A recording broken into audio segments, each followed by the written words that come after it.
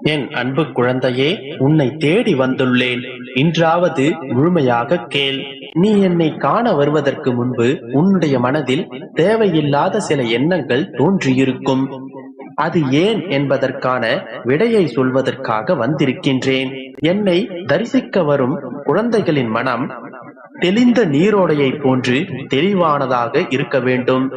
தெளிவானதாக இருக்க வேண்டும். எந்தவித சஞ்சலமும் இல்லாமல் மனம் வெற்றிடமாய் இருக்க வேண்டும். ஏனென்றால் எண்ணங்கள் தான் வாழ்க்கையாகின்றன. எண்ணங்கள் தான் வார்த்தைகளாகின்றன. வார்த்தைகள் தான் செயலாகின்றன. செயல்கள் தான் அவர்களின் வாழ்க்கையின் நடைமுறைகளாக மாறுகின்றன. பின் அவையே வாழ்க்கையை தீர்மானிக்கின்றன. குழந்தையே, புரியவில்லையா? எத்தனையோ கஷ்டங்களை நான் கடந்து வந்துவிட்டேன். இனியும் என்னால் இதனை தாங்கிக் கொள்ள முடியாது என்றுதானே கேட்கின்றாய்? எனக்கு எப்போதுதான் நல்லது நடக்கும் என்கின்ற உன்னுடைய தவிப்பு எனக்கு புரிகின்றது. எல்லாம் தெரிந்துதான் உன்னை தேடி உன்னுடைய அப்பா நான் வந்திருக்கின்றேன். இதை கேட்ட 2 நாட்களில் உனக்கு ஒரு நல்ல விஷயம் நடக்கப் போகின்றது. நீ எதிர்பார்த்து காத்து கொண்டிருந்த ஒரு நல்ல விஷயத்தை உன்னுடைய அப்பா நான் உனக்கு செய்து கொடுக்க முடிவெடுத்து விட்டேன். என் மீது முழு அன்பையும் பக்தியையும் செலுத்தும் உனக்கு எப்பொழுதும் நல்லதே நடக்கும். நல்லதை மட்டும் செய்து உன்னை ஆனந்த வெள்ளத்தில் மூழ்கடிக்கச் செய்து உன்னை திணறடிக்கவே உன்னுடைய அப்பா நான் வந்திருக்கின்றேன். இனி நீ எதற்காகவும் கலங்க தேவையில்லை. உனக்கான தேடல்கள் உன்னை தேடி வந்து சேரும். என்னுடைய அன்பு பிள்ளை, நீ விடும் ஒவ்வொரு துளி கண்ணீரும் முத்துக்களாகும். அவற்றை வீணாக்காதே என் செல்லமே. விலை மதிப்பற்றது உன்னுடைய கண்ணீர் துளிகள். எதுவாக இருந்தாலும் அதனை சந்தோஷமாக ஏற்றுக்கொள். அதை விட்டுவிட்டு அழுது புலம்புவதால் எதுவும் மாறப்போவதில்லை. என்னுடைய தங்க பிள்ளை, உன்னுடைய அப்பாவை என்றும் நீ கைவிட்டு விடாதே. எல்லாம் மாறும். எல்லாவற்றையும் மாற்றி அமைப்பதற்காகவே உன்னுடைய அப்பா நான் உன்னை தேடி ஓடோடி வந்திருக்கின்றேன். உன்னுடைய அப்பாவை ஏற்றுக்கொள். உன்னுடைய வேதனைகள் அனைத்தும் மாறிவிடும். உனக்கு வரும் வேதனைகளை வேதனைகளாக மட்டும் பார்க்காதே. அந்த வேதனைகளில் தான் உன்னுடைய சாதனைகள் ஒளிந்திருக்கின்றன. சாதித்த எவரும் அவர்களுடைய சோதனைகளிலிருந்து தப்பிக்க நினைத்ததில்லை. அதை எதிர்த்து நின்று போராடியே அவர்கள் அவர்களுடைய வாழ்க்கையில் வெற்றி மகுடத்தை சூட்டியுள்ளனர். அதனால் நீ உன்னுடைய வாழ்க்கையில் ஏதேனும் பிரச்சனை வந்தால் அந்த பிரச்சனையை ஒரு வாய்ப்பாக நினைத்து அதை போராடி வென்று காட்டு. அதன் பிறகு உன்னுடைய வாழ்க்கை சிறப்பானதாக மாறிவிடும். அதன் பிறகு நீ எதிர்க்கும் ஒவ்வொரு சோதனைகளையும் உன்னால் சாதனைகளாக மாற்றிக்கொள்ள முடியும். நீ எதிர்க்கும் சோதனைகளில் ஏதேனும் ஒன்றில் தோல்வியடைந்து விட்டால் வருத்தப்பட்டு கொண்டிருக்காதே. முடிந்து விட்டது என்று அதிலிருந்து ஏதேனும் பாடங்களை கற்றிருந்தால் அந்த பாடங்களை உன்னுடைய மனதில் வைத்துக் கொண்டு அடுத்தது என்ன என்று சென்று கொண்டே இரு. எந்த சூழ்நிலையிலும் ஓடிக்கொண்டே இருந்தால்தான் உன்னுடைய வாழ்க்கையில் நீ வெற்றி பெற முடியும். ஏதேனும் ஒரு இடத்தில் நீ தங்கிவிட்டால் நீ தோற்று விடுவாய். அதனால் தோல்வி வந்தாலும் சரி, அடுத்தது என்ன என்று எப்பொழுதும் ஓடிக்கொண்டே இரு. எப்பொழுதும் ஓடிக்கொண்டிருக்கும் நதிதான் சுத்தமான தண்ணீரை கொண்டு செல்லும். ஒரே இடத்தில் தங்கிவிட்டால் அந்த நீரானது கெட்டுவிடும். அதன் பிறகு அந்த நீரை உபயோகிக்க முடியாது. ஆகையால் நீ எப்பொழுதும் நதி போலே ஓடிக்கொண்டே இரு. நீ எந்த ஒரு செயலில் இறங்கினாலும் உன்னுடைய அப்பாவின் துணை உனக்கு எப்பொழுதும் உண்டு. நீ எதை தொட்டாலும் அதில் உன்னால் ஜெயிக்க முடியும். என்னுடைய அருளும் ஆசீர்வாதமும் உனக்கு பரிபூரணமாக கிடைத்து விட்டது. வெற்றி உனக்கே. நம்பிக்கையோடு முயற்சி செய், நல்லதே நடக்கும்.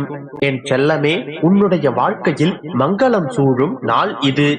நாளையில் நடக்கப் போகும் சுபமங்கல நிகழ்வுக்கு இன்று ஒரு அடியை எடுத்து வைக்கப் போகின்றாய். நீண்ட நாட்களாக உன்னுடைய இல்லத்தில் எந்த மங்கள நிகழ்வும் நடக்கவில்லையே என்று ஏங்கிக் கொண்டிருக்கின்றாய். என் செல்ல பிள்ளையே, இதன் பிறகு ஒவ்வொன்றாக உன்னுடைய இல்லத்தில் மங்கள நிகழ்வுகள் நடந்து கொண்டே இருக்கும். அதற்கான முதல் அடியை இன்றே எடுத்து வைக்கப் போகின்றாய். இனி கவலைகளுக்கு உன்னுடைய வாழ்வில் என்றும் இடம் கொடுக்காதே. எப்பொழுதும் ஆனந்தம் நிரம்பியவளாக இரு. அனைத்திற்கும் சாட்சியாக உன்னுடைய அப்பா நான் இருக்கின்றேன். உன்னுடைய சங்கடங்கள் அனைத்தும் இன்றே சந்தோஷங்களாக மாறும். என்னுடைய நினைவில் வாழும் உன்னுடைய வாழ்க்கையில் இனி நன்மையே நடக்கும். அவை நடக்கும் காலமும் நேரமும் இன்றே கைகூடிவிட்டது. உன்னுடைய வாழ்க்கையில் ஏற்படும் சோதனைகள் உன்னுடைய மனதில் ஒரு சிற்பமாக உன்னை செதுக்கும். அந்த சிற்பமானது ஒரு நாள் முழுமையடையும். அந்த சிற்பம் முழுமையடையும் போதுதான் அனைவரும் உன்னை பார்த்து வியப்படைவார்கள். அதுவே உன்னுடைய வாழ்க்கையில் உனக்கு கிடைக்கும் அழியா வெற்றியாகும். குற்றம் குறையில்லாத போர்ச்சிற்பமாய் ஜொலிக்கத்தான் போகின்றாய். அதற்காகவே நான் உன்னை தயார்படுத்திக் கொண்டிருக்கின்றேன். எதிரிகள் கூட இந்த சிற்பத்தை பார்த்து வியந்துதான் போகப் போகிறார்கள். உன்னுடைய பாதைகள் தெளிவாகும் காலம் வந்து விட்டது. பணிகள் சூழ்ந்து இருள் சூழ்ந்த உன்னுடைய வாழ்க்கை பயணம் இப்போது தெளிவடைய போகின்றது.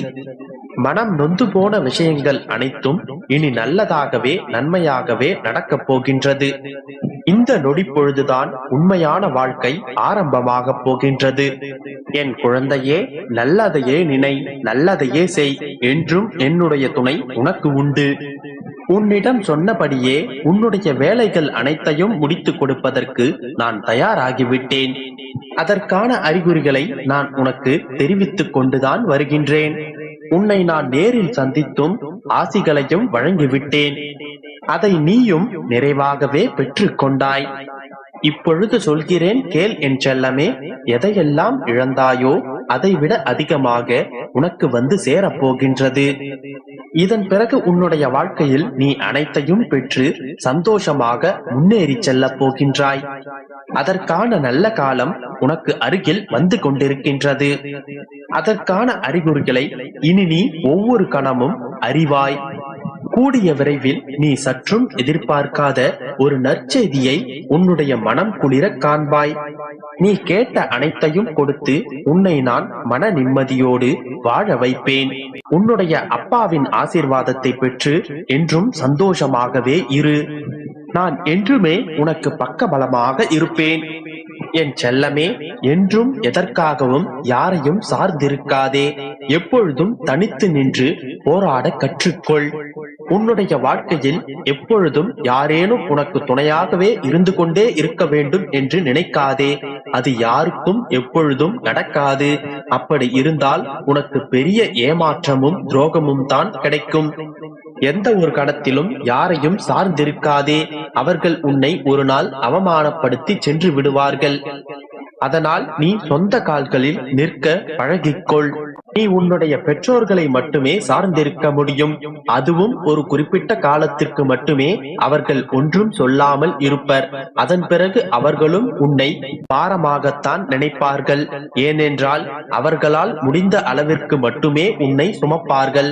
அதன் பிறகு நீயேதான் உன்னுடைய சொந்த கால்களில் நிற்க வேண்டும்.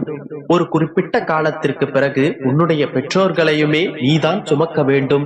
அவர்களின் நிழலில் நீ இருக்க முடியாது. அதன் பிறகு உன்னுடைய நிழலில் தான் அவர்கள் இருக்க வேண்டும். அதுவே உனக்கு பெருமை. உன்னுடைய பெற்றோர்களுக்கும் அதுவே பெருமை. உன்னுடைய பெற்றோர்கள் அல்லாது மற்றவர்களை சார்ந்திருந்தால் உனக்கு அவமானம் மட்டுமே மிஞ்சும்.